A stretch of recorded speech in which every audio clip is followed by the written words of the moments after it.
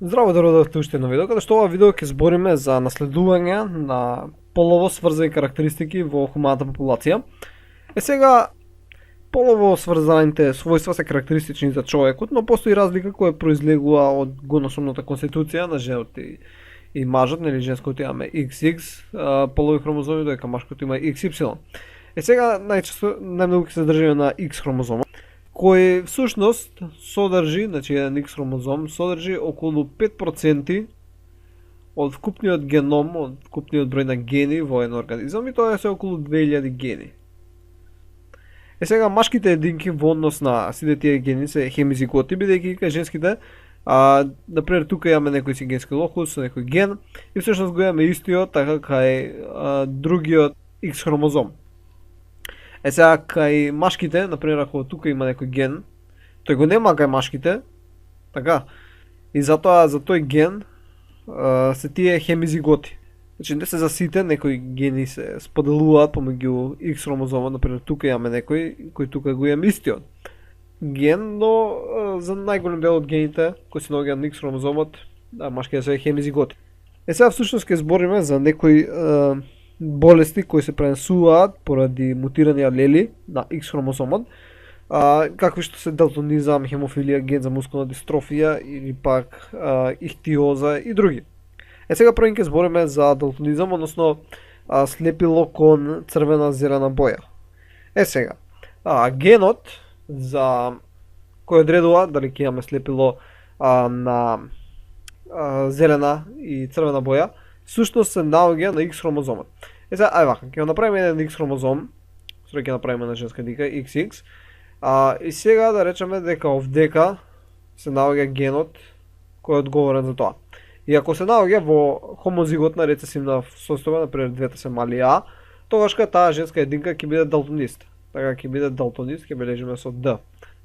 Сега, ако имаме една машка единка, например имаме X и имаме Y, доволно е само еден од X-овите, бидејќи да биде, каде што се наоѓа тој ген, да биде во хомозигот, да биде во рецесивна форма алелот, да машкото е далтонист.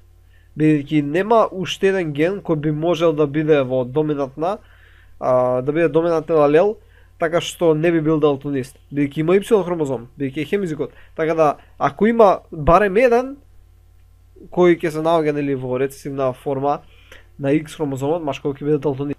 Така што, ако вкрстиме на жена, да речеме имаме на жена, која е далтонист, значи има рецесивен алел во хомозиготна состојба, се наоѓа за дадениот ген за далтонизам. И имаме една машка единка, која нели ќе биде XY, и сега да речеме дека ќе ги вкрстиме, така. И се добија машко и женско дете.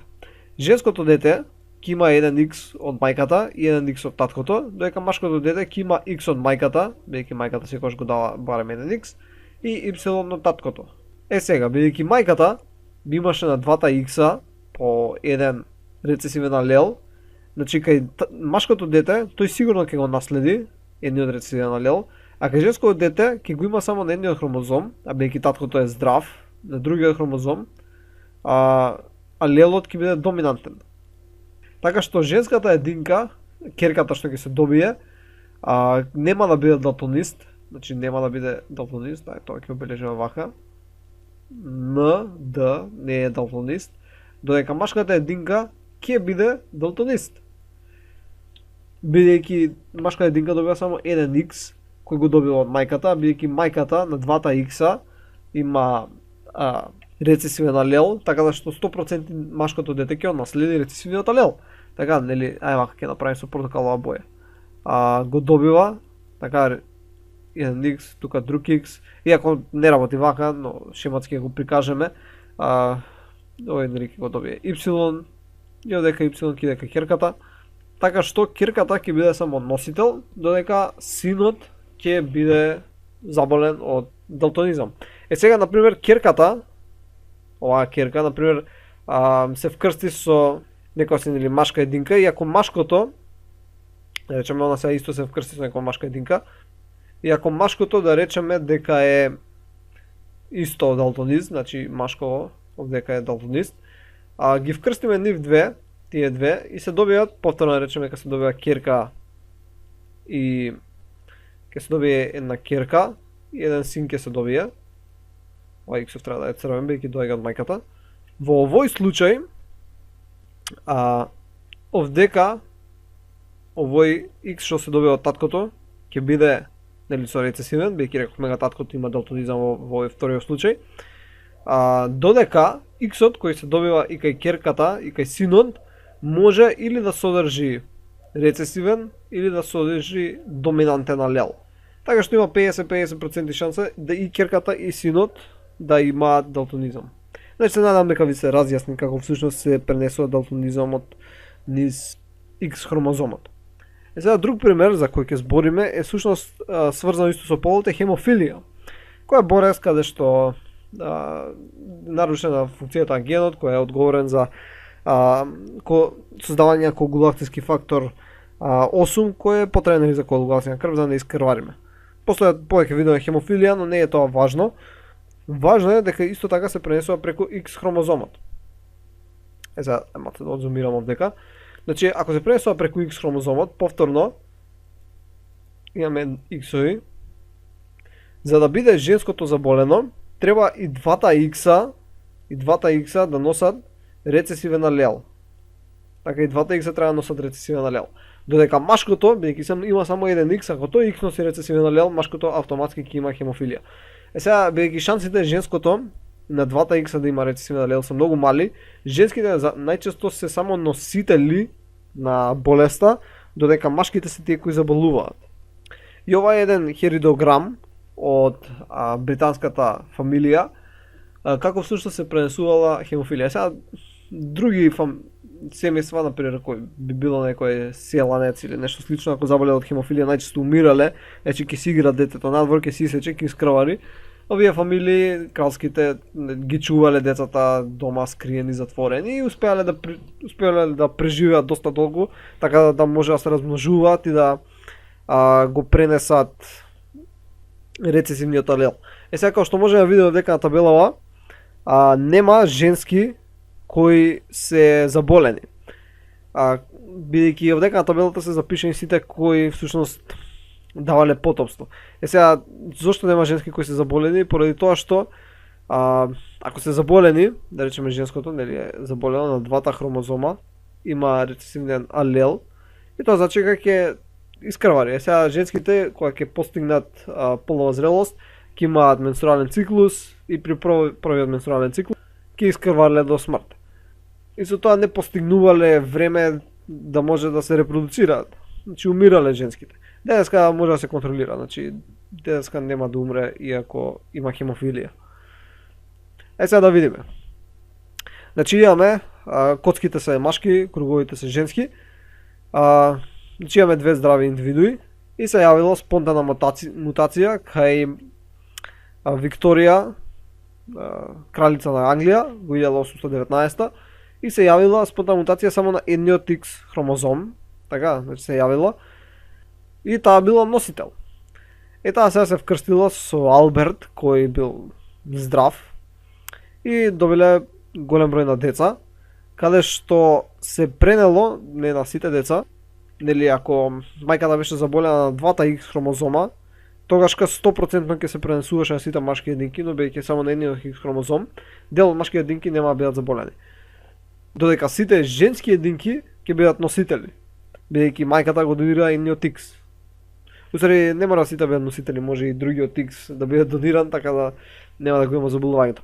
Но ево, дека можеме да видиме дека Леополд го преземал баш тој X од мајката кој бил со рецесивната мутација и Леополд бил заболен со хемофилија, додека има две керки, Алиса и Беатриче, кои биле само носители.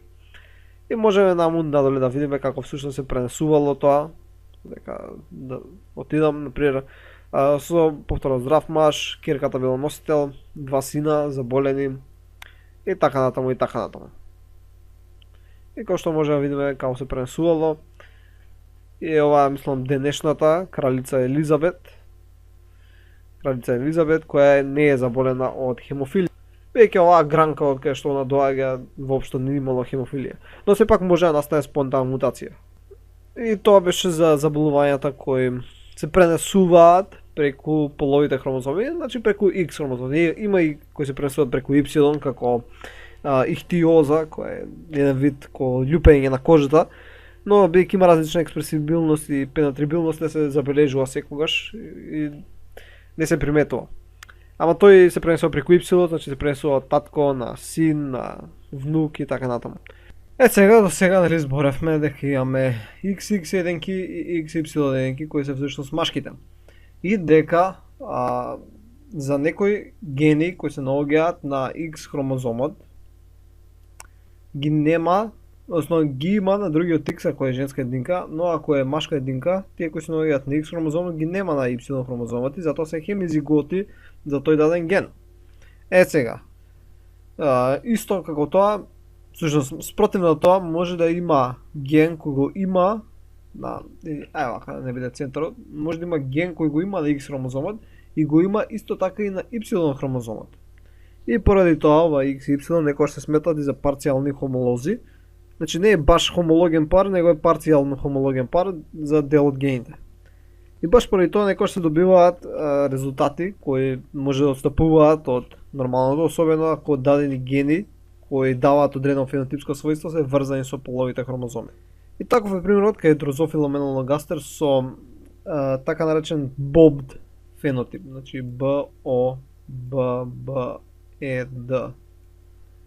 или исто така наречен VV или BB фенотип, кој е детерминиран од алели кои се наоѓаат и на Y и на X хромозомот. Значи да речеме дека се овие тие алели, така, кои се наоѓаат и на X и на Y. Ако имаат рецесивен алел, значи ако алелот е рецесивен и во хомозиготна, значи се наоѓа кај двете единки,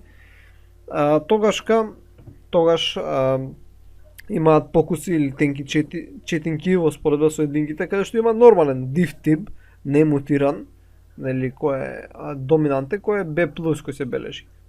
Сега, например, ако земеме женска единка, ако да земам со сина боја за па машките и женските, ако земеме женска единка, значи XX, каде што сушност на двете има рецесивен алел, и го споиме со хетерозигот, машко, така машкото ќе биде X. Y, каде што на едното ќе биде со доминантен, на другото со рецесивен. Се добиваат резултати така што сите женски единки што ќе се добијат од тоа вкрстување ќе бидат со нормален фенотип, додека машките единки секогаш ќе бидат со BOBD фенотип. Зошто? Зошто машките секогаш ќе добијат еден X од машките секогаш ќе добијат еден X од мајката, кој ќе биде со рецесивен алел, и бидејќи машко ќе го добие Y од таткото, кој исто така е со рецесивен алел. Така дека има хомозиготи за рецесивни ќе бидат, така што ќе го има тој BOBD фенотипски изглед. Додека женските ќе добијат еден X од мајката, кој ќе биде со рецесивниот алел, и ќе добијат еден X од таткото, кој ќе биде со доминантниот алел. Така што ќе биде B+, B мало, при што ќе се изрази нели доминантниот алел и нема да го има тој BOBD фенотипски изглед. Можеме го направиме и слично направиме сличен резултат каде што исто женски ќе земеме две, каде што двата хромозоми имаат рецесивен алел, додека сега кај машкото рецесивниот ќе се наоѓа на X хромозомот, додека доминантниот ќе се наоѓа на Y хромозом. И при тоа секогаш женските ќе бидат со X рецесивен, секогаш ќе бидат со BOBD фенотип, додека машките, бидејќи секогаш ќе има Y, бидејќи е машко, со доминантен алел, машките нема да го имаат тој BOBD фенотип. И тоа беше се за ова видео. Се надам дека научивте нешто ново. И со тоа завршуваме со генетика за полот. И така, ќе се видиме во наредното видео. Дојдување.